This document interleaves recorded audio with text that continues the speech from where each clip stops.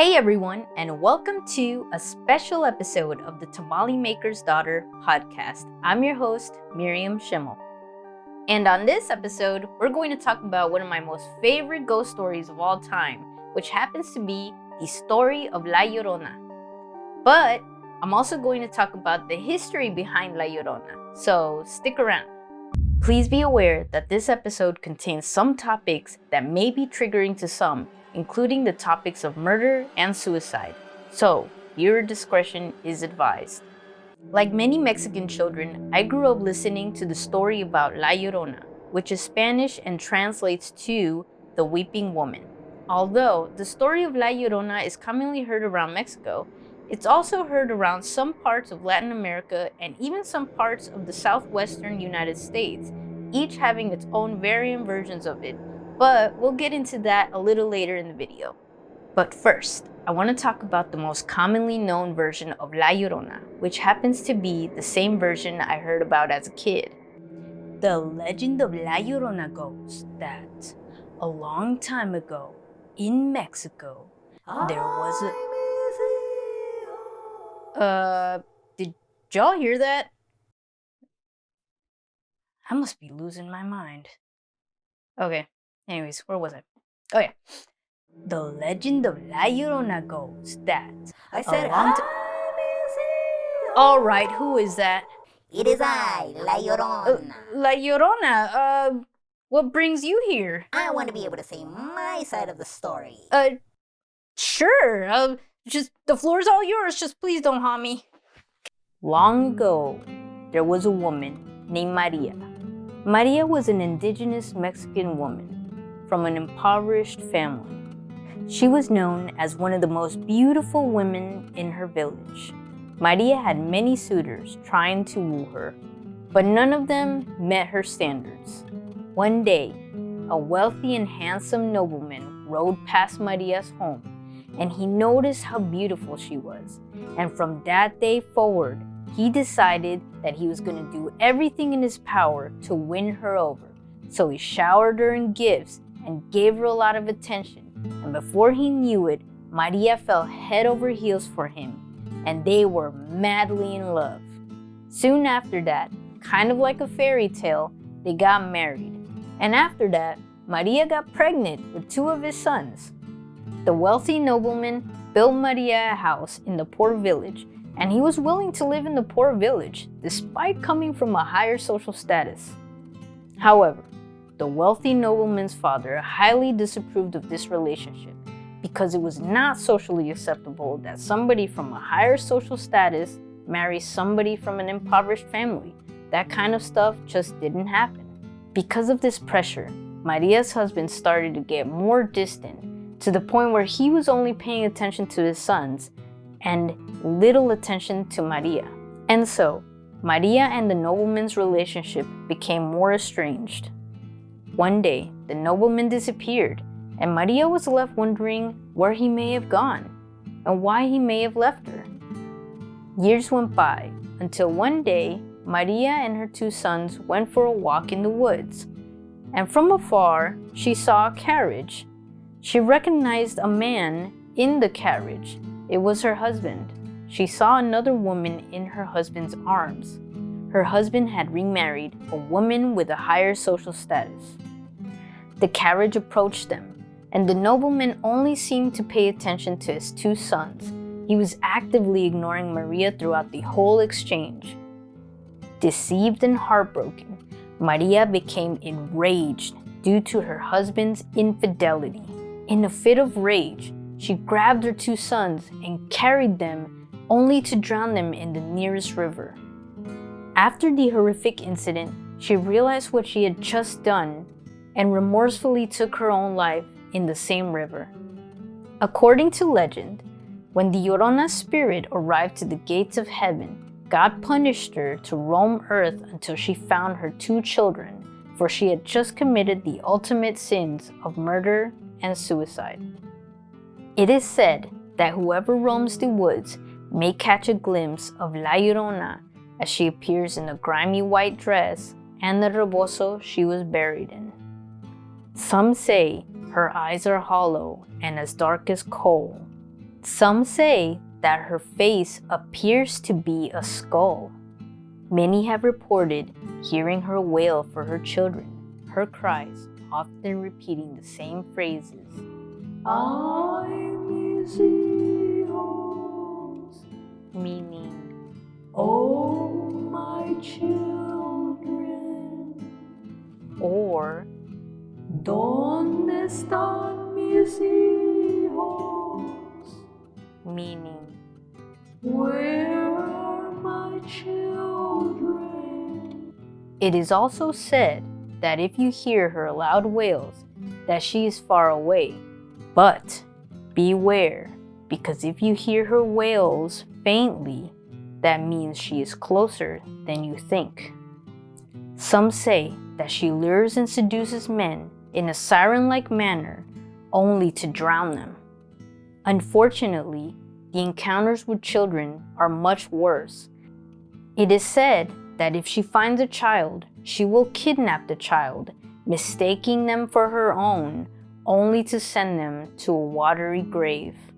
La Llorona is a vengeful and malevolent spirit, and it is said she is doomed to roam the woods and creeks and nearby rivers. So, I'm back. Yeah, that's pretty weird that La Llorona wanted to narrate her story in third person. But she agreed to not haunt me, so we're all good. Anyways, let's get to the history behind La Llorona.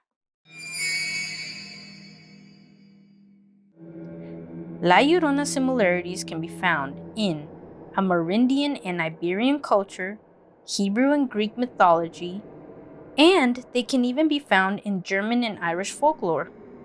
While the origins of the legend of La Llorona are uncertain, some sources have connected the story to pre-Hispanic roots. Some scholars have suggested that La Llorona comes from a mix of both indigenous Mexico and Spain. There is a lot of symbolism within the story of La Llorona. For instance, the symbolism in the story of La Llorona can be compared to the dynamic between the indigenous Mexican people and the Spanish conquistadors. Specifically, an indigenous woman named La Malinche, or known as Malintzin in the Nahuatl language. La Malinche is the indigenous Nahua woman who from the time of 1519 until the fall of Tenochtitlan in 1521 served as Hernán Cortés's interpreter and advisor. She was later baptized by Catholics and named Marina by the Spaniards. La Malinche being La Llorona and Hernán Cortés being the wealthy suitor. Hernán Cortés forgetting about La Malinche as soon as she was not useful to him anymore. La Malinche is considered to be a powerful icon who is understood in various and often conflicting aspects. On one hand, she is viewed as a symbol of treachery for her role in helping the Spanish conquer Mexico. But some also view her as the mother of modern Mexican people, as she bore Cortés's son, Martín. Martín being one of the first mestizos. Mestizos meaning people of mixed European and indigenous American ancestry, therefore La Malinche representing a symbol of forcibly mixed race people.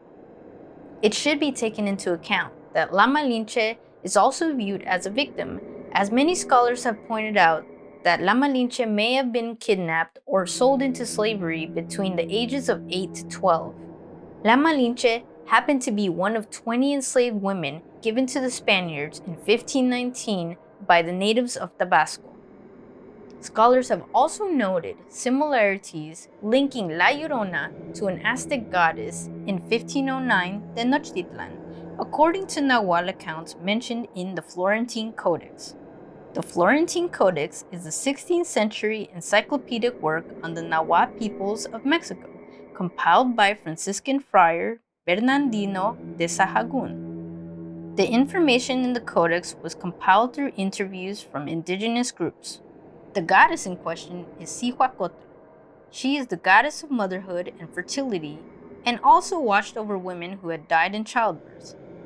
Did I mention she was also half woman, half snake? Yeah, creepy. It is said that the goddess abandoned her son on a path. After some time, she went back to find her son. only to find a sacrificial dagger. She cried so much that her tears filled the waters of Lake Xochimilco. Filled with regret, she would haunt the area, searching for her son. The goddess is described to be a demon and an evil omen who appeared in white. In the Codex, her sighting is described to be the 6th of 10 omens foretelling the conquest of Mexico, as this encounter took place 10 years before the arrival of Hernán Cortés and the Spanish troops. Weird. The quoted text from the Codex goes, "The 6th omen was that many times a woman would be heard going along, weeping and shouting. She cried out loudly at night, saying, 'Oh, my children, we are about to go forever.' Sometimes she said, 'Oh, my children, where am I to take you?' That is spooky." So, there are many variations of the legend of La Llorona. Sometimes, Maria specifically marries a rich ranchero or a conquistador. In the Guatemalan version, she has an affair with a lover. She later becomes pregnant, but due to the illegitimacy of her child, she drowns the child to hide the infidelity from her husband. In the Venezuelan version, the woman dies of sorrow after her children were killed by either her or her family. La Llorona has also been the subject of a famous Mexican folk song. While the origins of that song are also a bit uncertain, it was popularized in 1941 by composer Andrés Genestrosa. It is often performed during Dia de los Muertos celebrations, or in English known as Day of the Dead. She was mentioned in a 19th century sonnet by Mexican poet Manuel Carpio. So, whatever variation of La Llorona you may have heard growing up, I think we could all agree that that is one creepy-ass morbid story you could tell a kid before bedtime. I mean, sheesh. Alrighty, well that's my little story, and I hope you enjoyed it. And if you did, please leave a like and subscribe, and maybe even share this video. Oh, and a big shout out to my partner Ruffin McCoy. He provided his musical skills to this episode by lending his interpretation of the famous folklore song La Llorona, and I'm going to provide a link to that song in the description below. And I will see you on the flip side. Bye! She was later baptized by Catholics and named Marina by the I was about to say the Sopranos. What the fuck? Where are my children? Oh, my children.